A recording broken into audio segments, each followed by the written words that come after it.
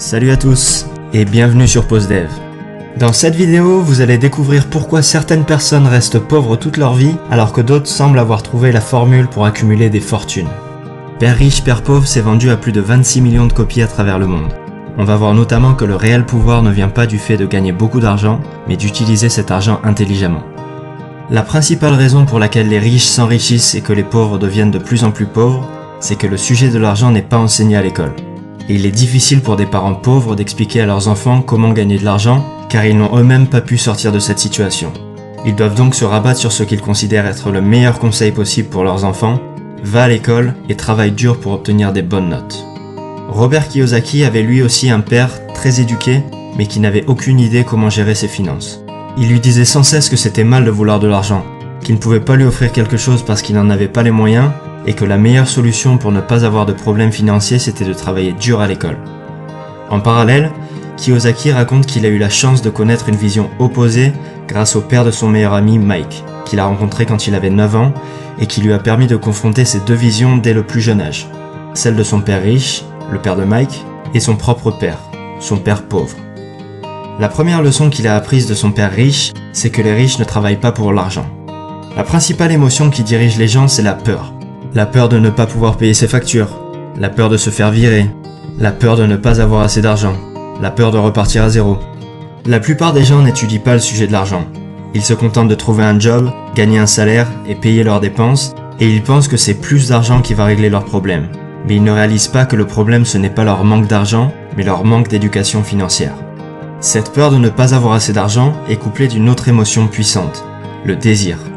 Le jour où on reçoit une augmentation, on commence à réaliser toutes les choses que cet argent peut nous acheter. On se dit pourquoi pas acheter une plus grosse voiture, un appartement plus grand et mieux placé, et des expériences plus stimulantes et plus coûteuses, jusqu'à ce qu'on réalise qu'il nous faut plus d'argent. Et c'est comme ça que l'argent finit par prendre le contrôle de nos vies et qu'on se retrouve coincé à travailler dans un job qui nous plaît pas, simplement parce qu'on n'a pas pris le temps de s'éduquer sur le sujet de l'argent. Robert Kiyosaki appelle ça la rat race, ou la course de rats. On s'imagine un rat de laboratoire courir dans sa cage pour trouver une sortie, alors que son sort est déjà scellé. La première clé consiste à réaliser qu'on ne peut pas se contenter de tirer 100% de nos revenus de notre travail salarié, pour ne pas se retrouver coincé dans la course de rats. Ce qui importe, c'est pas combien d'argent vous gagnez, c'est combien d'argent vous gardez. On a tous entendu parler de ces gagnants du loto qui passent d'un seul coup de 0 à 10 millions sur leur compte en banque pour finir fauchés dans l'année. Ou des anciens joueurs de foot qui gagnent des millions à 20 ans, mais qui font la queue chez Pôle emploi 10 ans plus tard. La solution, c'est de développer son éducation financière. Si vous voulez devenir riche, la plus importante leçon à retenir, c'est de connaître la différence entre un actif et un passif, et d'acheter des actifs. Les riches achètent des actifs, alors que les pauvres achètent des passifs qu'ils pensent être des actifs. Un actif va mettre de l'argent dans votre poche, alors qu'un passif va prendre de l'argent de votre poche. Un actif va créer pour vous un cash flow positif. Si par exemple vous avez publié un livre ou un e-book de qualité pour un prix de 10 €, chaque vente créera pour vous une rentrée d'argent, ce qu'on appelle un cash flow positif de 10 €. Toute chose qui génère un cash flow positif est un actif. Si cet actif ne requiert pas ou très peu de votre temps, on parle d'un revenu passif, contrairement à un revenu actif comme un salaire pour un job qui nécessite votre présence. Si au contraire vous avez un abonnement de cinéma qui vous coûte 40 € par mois, cet abonnement génère un cash flow négatif de 40 € tous les mois. C'est un passif. Notez que c'est le caractère répétitif qui nous intéresse ici. Chaque vente de l'e-book va créer une rentrée d'argent et chaque mois d'abonnement va entraîner une sortie d'argent. Si on analyse comment une personne gère son cash flow, on peut rapidement dire si cette personne est éduquée financièrement et prédire son avenir financier. Ce qui manque dans l'éducation financière des pauvres, c'est pas comment gagner de l'argent mais comment gérer son argent. La plupart du temps, plus d'argent ne règle pas les problèmes d'argent. Pour rendre ça un peu plus concret, laissez-moi vous donner un exemple en imaginant le bilan financier de père riche et celui de père pauvre à leur sortie d'école. Père pauvre gagne tous les mois 1500 € grâce à son travail.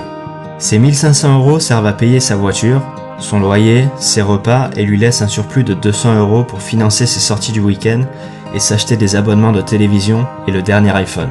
Son bilan financier ressemble donc à ça. Un revenu 100% généré par son job, qui est égal à ses dépenses. Une quantité de passifs qui s'accumule et des actifs inexistants. Il emboutit sa voiture et doit donc s'endetter pour financer les réparations, car il n'a pas d'argent de côté. La seule solution pour sortir de cette situation est de négocier une augmentation ou commencer un petit boulot à côté pour arrondir ses fins de mois. Père riche gagne lui aussi 1500 € par mois. Il couvre également ses dépenses en nécessité, mais choisit de mettre de côté les 200 € de surplus tous les mois pour investir dans la start-up d'une amie en qui il croit vraiment. 2 ans plus tard, la start-up de son ami est enfin profitable et lui rapporte 500 € tous les mois, auquel s'ajoute l'argent qu'il gagne grâce à l'e-book qu'il a écrit sur sa passion, le trail en haute montagne, qui lui crée également un revenu secondaire. Il a investi 500 € qu'il avait pu mettre de côté pendant ses études dans des actions, mais les cours se sont effondrés et il a quasiment tout perdu. Mais ça n'a plus d'importance parce que Père Riche a désormais, 4 ans après sa sortie d'école et grâce à ses 2 autres investissements, un revenu passif de 1500 €. Et maintenant que ses actifs lui génèrent un cash flow positif supérieur au cash flow négatif de 1300 € généré par ses dépenses en nécessité, Père Riche a atteint son indépendance financière. Il peut choisir de continuer ou non de travailler dans son job. Son bilan financier ressemble donc à ça, un revenu qui provient pour 50% de son job et pour 50% de ses actifs, nettement supérieur à ses dépenses et beaucoup plus d'actifs que de passifs. Vous aurez atteint l'indépendance financière le moment où vos actifs vous généreront un revenu supérieur à vos dépenses. Si ce revenu est en plus passif et ne nécessite pas ou peu votre intervention, comme l'entreprise d'un ami ou l'e-book de l'exemple précédent, vous pouvez tout simplement faire ce que vous voulez de votre vie. Mais gardez quand même en tête qu'un revenu est rarement totalement passif et nécessitera généralement un certain degré d'intervention de votre part. L'exemple que j'ai donné est simplifié. C'est certainement très difficile pour certaines personnes de sacrifier une partie de leur revenu pour acheter des actifs, mais c'est néanmoins la seule solution pour sortir de cette situation. Vous l'avez compris, il faut gérer vos propres affaires, c'est-à-dire focaliser votre attention sur la colonne des actifs plutôt que sur votre feuille de paie. Et encore une fois, il n'y a pas de mal à vous focaliser sur votre feuille de paie seulement si le surplus est réinvesti dans des actifs. Gardez votre job, mais gérez vos propres affaires à côté. Vous avez différents types d'actifs que vous pouvez acheter. Vous pouvez développer un business qui puisse dans l'idéal se passer de votre présence, acheter des titres boursiers, acquérir des droits sur des musiques, des scripts ou toutes sortes de brevets, créer un blog, investir dans des entreprises, dans l'immobilier ou toute chose qui génère un revenu ou dont la valeur s'apprécie dans le temps. Quand vous investissez 1 € dans vos actifs, il ne faut jamais qu'il sorte de ces actifs. Imaginez-vous que chaque euro qui va dans vos actifs devient votre employé. Et ce qui est bien avec l'argent, c'est qu'il travaille jour et nuit et peut travailler pendant des générations à faire marcher l'économie et en créant pour vous un revenu. Pour simplifier, imaginons que vous ayez acheté une place de parking pour 1000 €. Vous pouvez dépenser le revenu que génère cette place de parking, disons 50 € par mois, mais il ne faut pas chercher à récupérer les 1000 € en revendant la place. Imaginez que vous ayez une poule.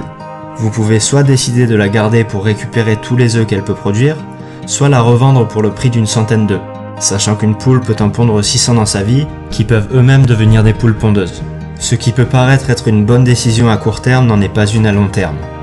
Par contre, une fois que votre cash flow commence à augmenter, vous pouvez dépenser cet argent généré par vos actifs pour acheter ce que vous voulez, étant donné que vous ne perdrez pas votre actif générateur de revenus en faisant ces dépenses.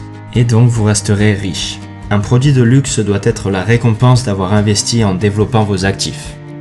Maintenant que vous avez développé vos propres affaires, vous allez pouvoir découvrir le plus grand secret des riches qui leur permet de garder leur avance.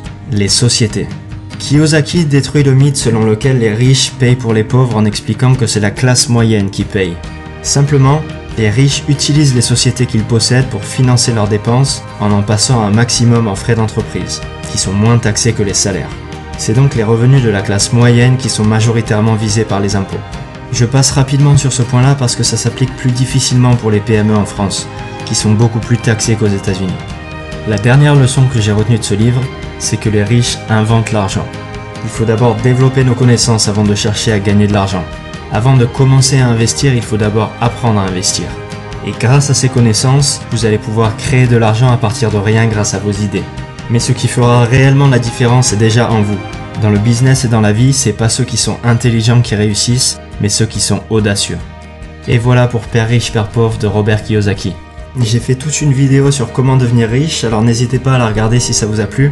Pensez aussi à vous abonner et à liker la vidéo. Et n'hésitez pas à me dire aussi dans les commentaires ce qui vous a le plus marqué dans cette vidéo. À très bientôt.